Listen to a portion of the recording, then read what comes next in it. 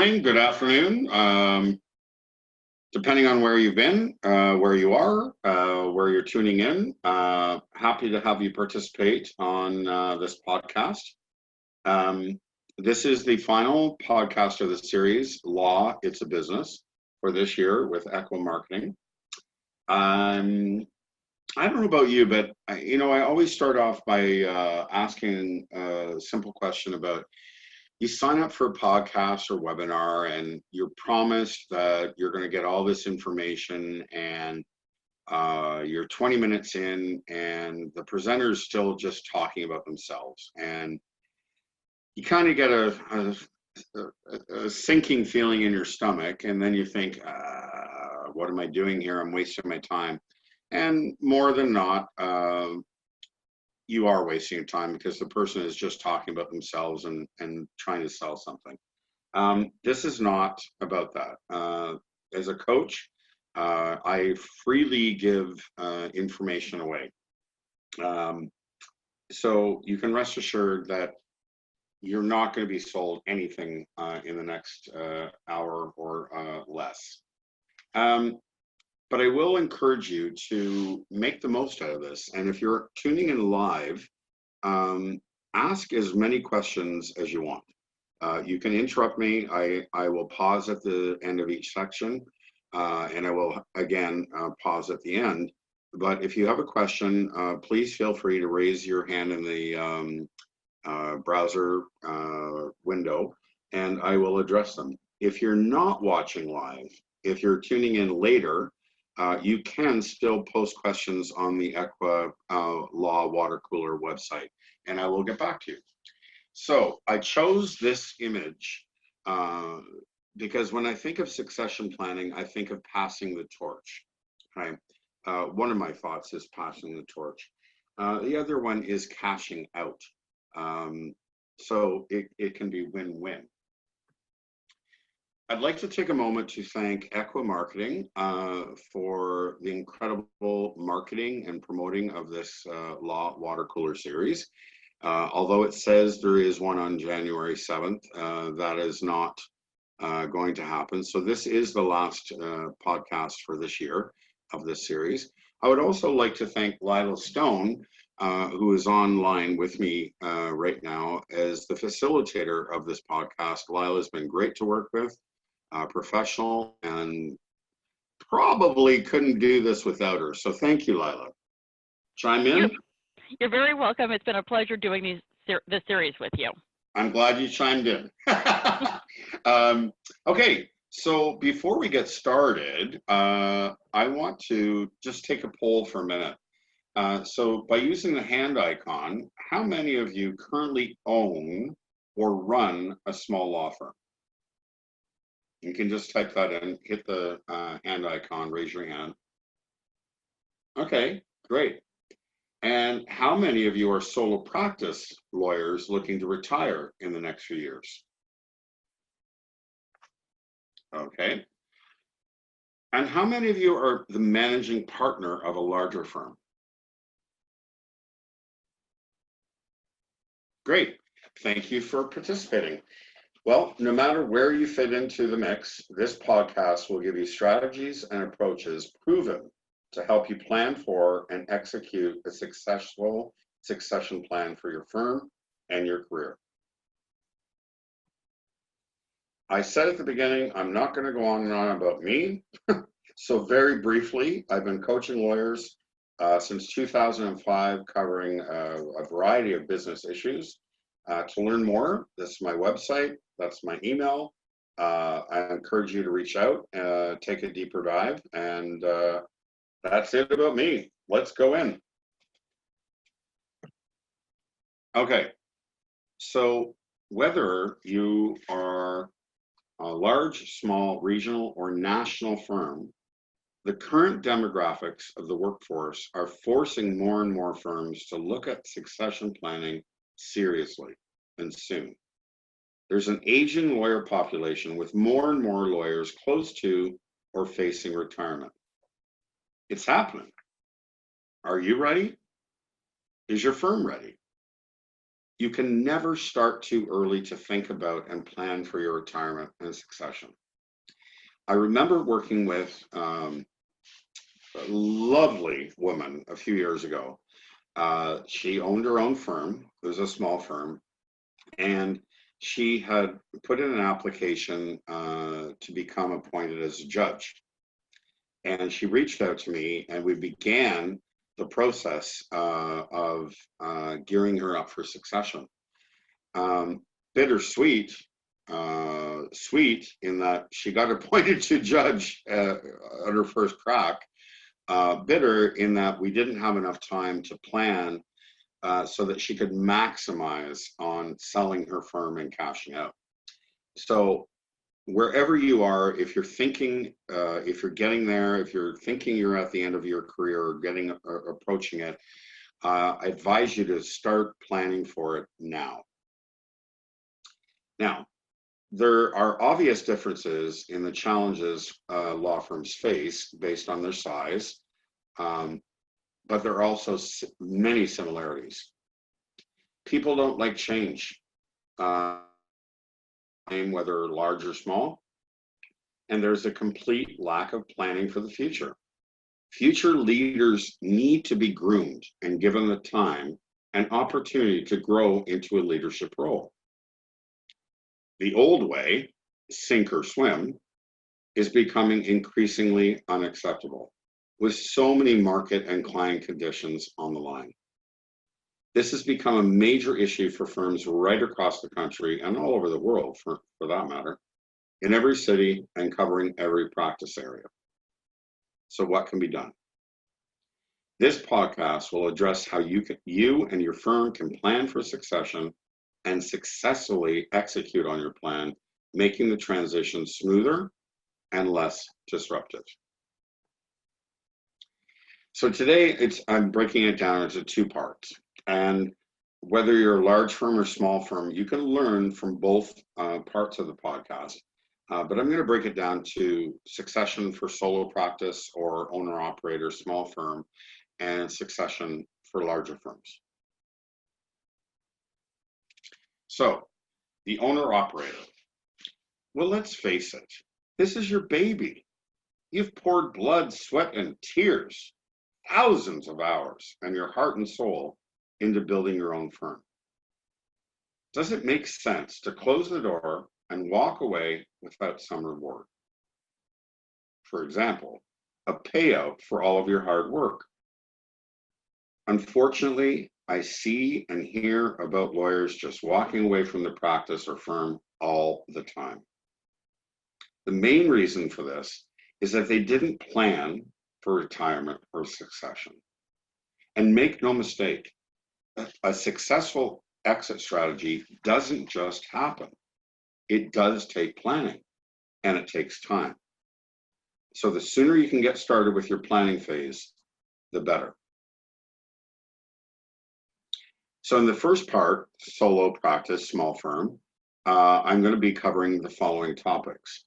However you envision selling your firm, the steps I will take you through will allow you to fully maximize the time and effort you have put in over the years building your firm so that you can realize the most revenue at the cash out phase. I have literally known lawyers who, after 35, 40 years of a career, shutter the doors and walk away. And I find that very unfortunate. So I'm going to go over the timeline. Increasing the value of your firm, branding, getting the right people, training and coaching, offering non-equity, then equity, selling your firm, and your exit plan. The first step really is the most important step, because this is about you, is deciding on your timeline. So when do you want to have your final exit? When would you like to fully retire and be free from any further responsibility with your firm? Once you decide that, then we work backwards to reverse engineer the steps that are required to take you to get from today to full retirement. Now, my advice is to do this most effectively and fully realize the maximum value for your firm and get the biggest cash out possible, you're going to need anywhere from a minimum of 2 years upwards to 5. Step 2, and I kind of like, if you're following this closely, you'll realize that some of these steps are not always have to be in order, but one of the more important steps of succession and retirement is increasing the value of your firm. If you're going to be selling it internally or externally, and I will go into that a little later, one of the first things early on is to increase the value of your firm. So the first way you can increase the value of your firm is to create a culture of business development. What I mean by that is you get the majority, if not all of your team engaged in business development, so you can either show a proven track record of revenue growth for external sale, or help the future owners develop their business development skills, giving them more confidence to buy you out. It also goes to prove that you're not the only rainmaker at the firm. A BD culture has been established with a proven revenue record. With a solo practitioner or small firm owner goes to sell their firm, there's always the concern from the buyer that the business development will dry up with their exit. Another way you can increase the value of your firm, and make it more attractive to sell is to embark on a rebrand. Very likely, you have been using your own name or names with other partners for the firm. That's not very attractive to other buyers. If I'm Mike, I don't want to buy Bob LLP. So take that step out of their hands and do the rebrand before you put the firm up for sale. Just one more thing your buyer doesn't have to worry about. Consider something more progressive. This has been trending over the past several years.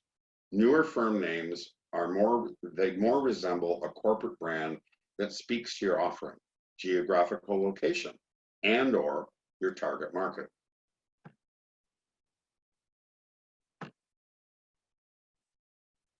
Here's some examples.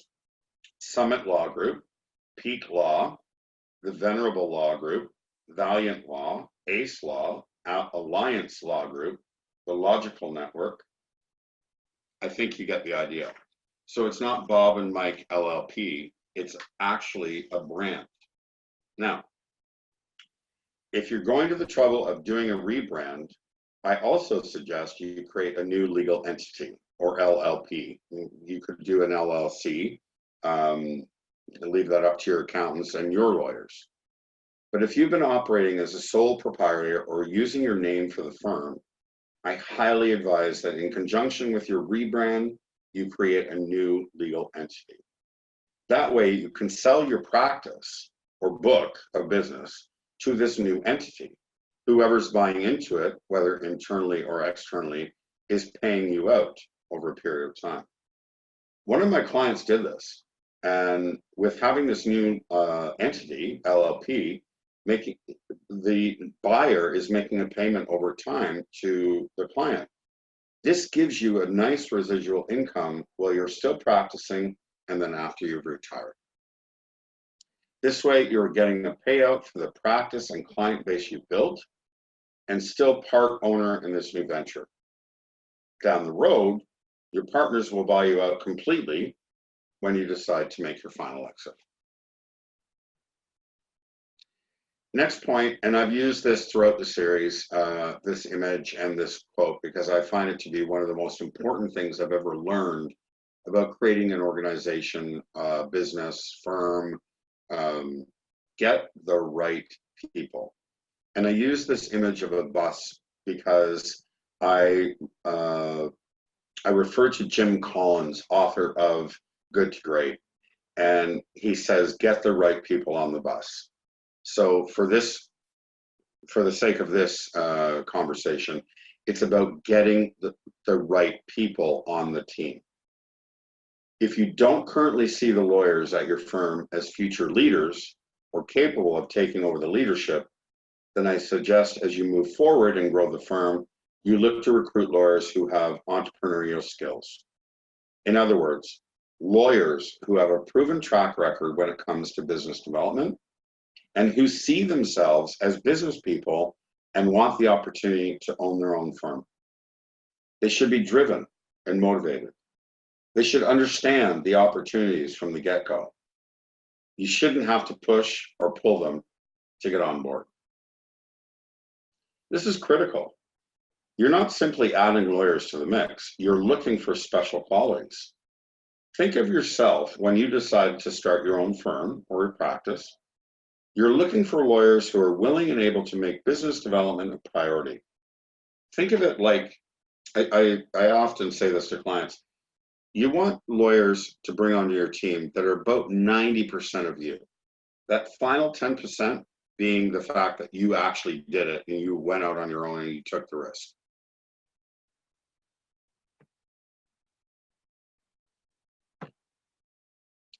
The next thing you want to do when you get the right people is provide them with amazing training and development. You want to do everything you can to create, encourage, and develop a culture of BD. Be prepared to put in some time mentoring your people and grooming them to take the helm.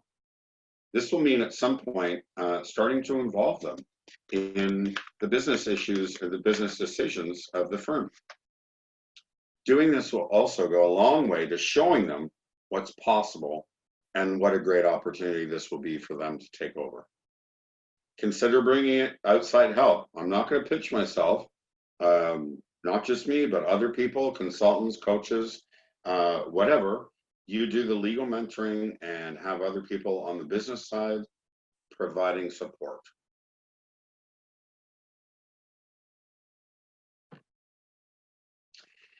Then, as a step to ownership, the next one would be offering non-equity partnership. So you're offering your associates, the appropriate ones, not everyone, a non-equity partnership. This is the time to start requiring more responsibility as the grooming process begins. Have your lawyers more involved in hiring, onboarding, training, business development, marketing, and mentoring. Look for leadership tasks that you can get off your plate and delegate so you can begin easing out of your leadership role and pass more obligations and responsibilities to the next generation. And then, of course, the next step is to offer full equity partnership. So they're buying in. They're not buying you out at this point, but they're buying in. At this point, they should be involved in most business decisions affecting the firm. While you may still remain in the ultimate decision-making role, more and more should be delegated to your partners.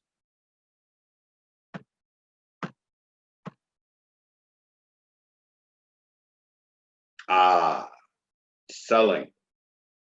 So, you may not know, if you're just starting to think about it 2 years out, 3 years out, 4 years out, you may not know what the ultimate selling strategy will be.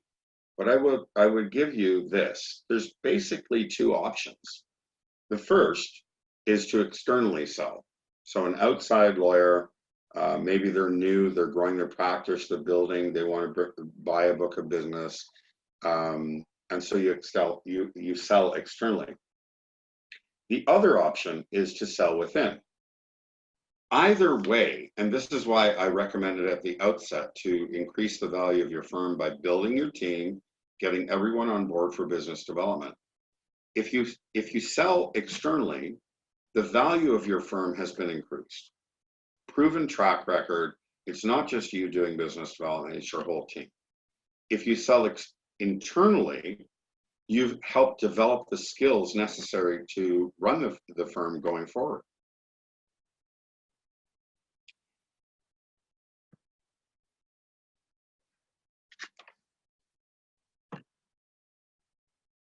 Your exit plan.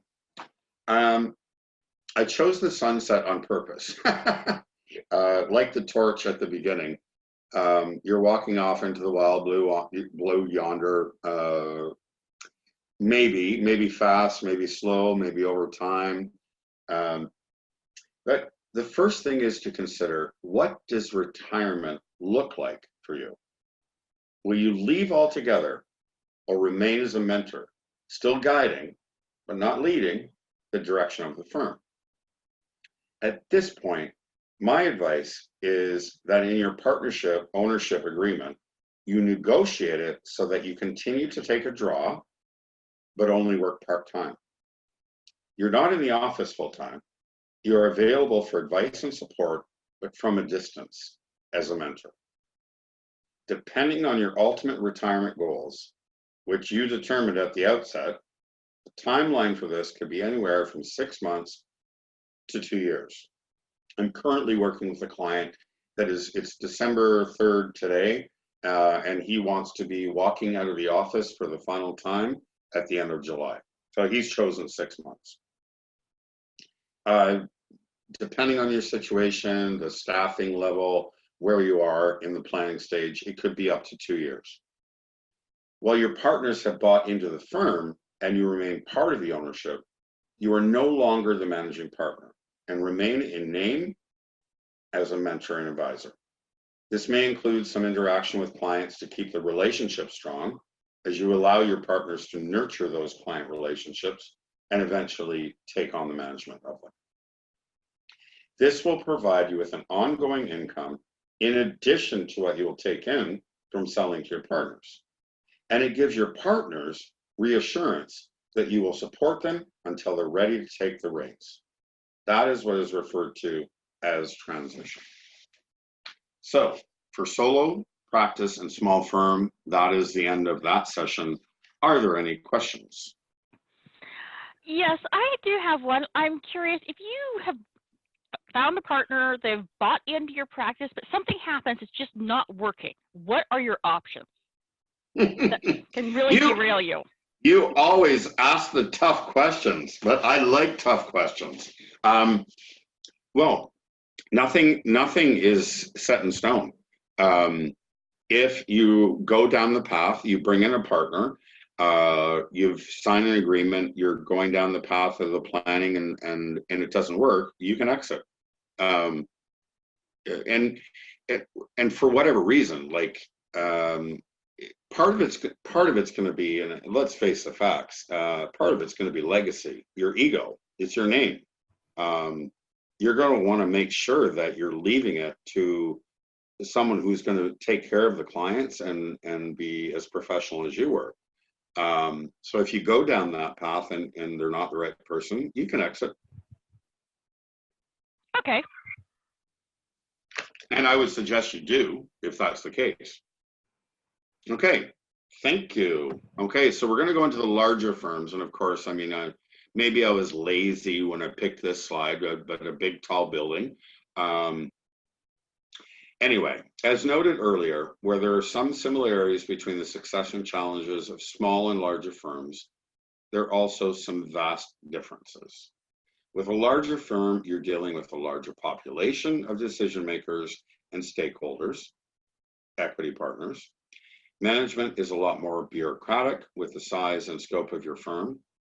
Sheer numbers make it more challenging. What follows are what I consider to be crucial components of your succession plan. Many firms are not currently challenged with the succession of the managing partner, but they are challenged when senior partners and even named partners retire. What follows are some key steps to take to lessen the disruption often caused by your senior partners moving on. So, to be clear, not just the managing partner, but senior named partners with a huge book of business, either retiring or leaving for other reasons. What follows are steps that you can take for all of those categories. So, again, the outline for this section: current client relationships, creating a BD culture, which is the same as the small firm, recruitment, clear cut, qualities of your next leader, where do you find them, coaching and mentoring, transition, and your exit.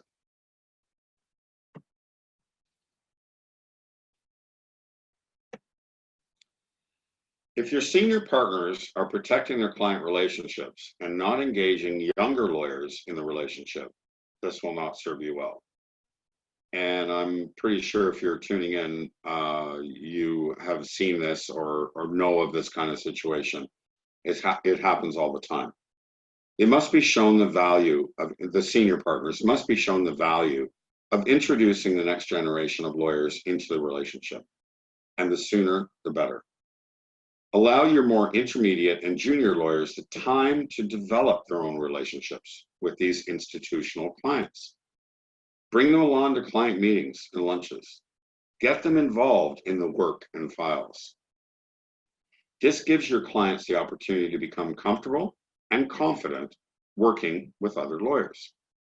When the time comes to pass the torch, your clients are less likely to have an uneasy feeling about working with someone else at your firm.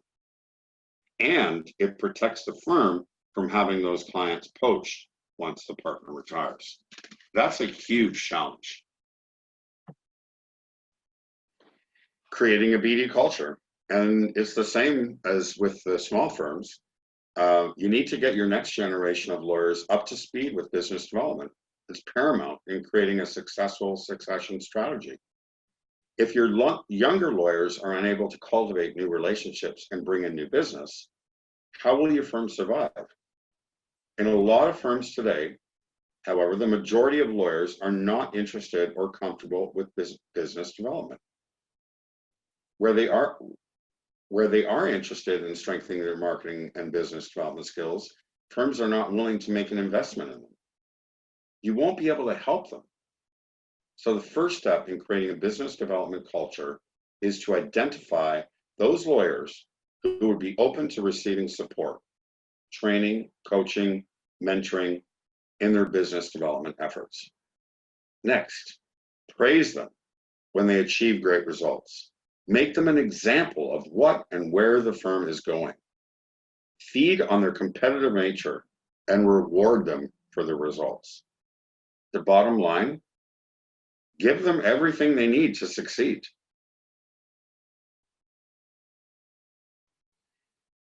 Now, recruitment. You must be relentless in your recruitment efforts. Having worked with all types, sizes, and cultures of firms across Canada, I can tell you with certainty, there are lawyers out there who get it.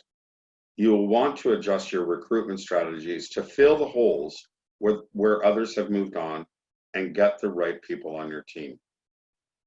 Jim Collins also says in Good to Great, I'm a big fan, it's one of my favorite books. Let's take the time to make rigorous selections right up front. If we get it right, we'll do everything we can to try and keep them on board for a long time. If we make a mistake, then we'll comfort the fact that we can get on with our work and they can get on with their lives. That's a very important quote. And over the years, I've learned more and more that getting the right people and getting them in the right roles is paramount. Now, this may require adjusting the way you go about recruiting. You'll need to figure out how to weed people out through the interview process. Ask direct questions, such as, what are you currently doing to attract more business? What associations do you belong to? How often are you networking in front of your target audience?